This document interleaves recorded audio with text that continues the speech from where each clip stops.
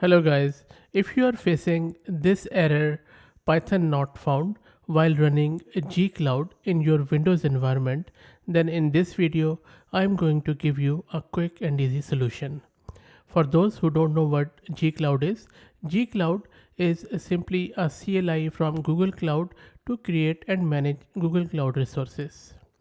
Okay, now a quick fix solution. All you need to do is to set this environment variable in your Windows environment.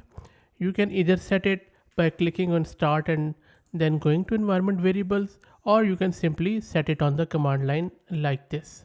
I'm in the git bash. If you're in PowerShell, all you need to do is to replace this export with set x or set, and it should set your environment variable. So environment variable's name is cloud at stk underscore python, and the value is path to your Python executable. For some system it could be python 3.exe or something like that. So I have set this cloud stk underscore python to my Python's exe files path, and now let's run gcloud again, and this time it should show me some of the stuff. So it is working now. Now let me show you its version. If I just say the gcloud version, it is showing me the version now.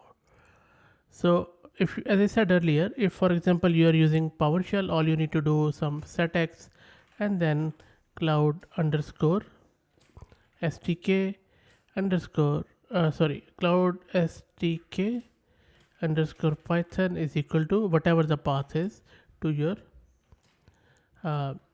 python.exe. That's it. I hope that you found it useful. If you have any questions or any other confusion, let me know. Put it in the comments and I'll be happy to answer. If you like the content, please consider subscribing to the channel. And if you're already subscribed, then please share it among your network as it helps a lot. Thanks for watching.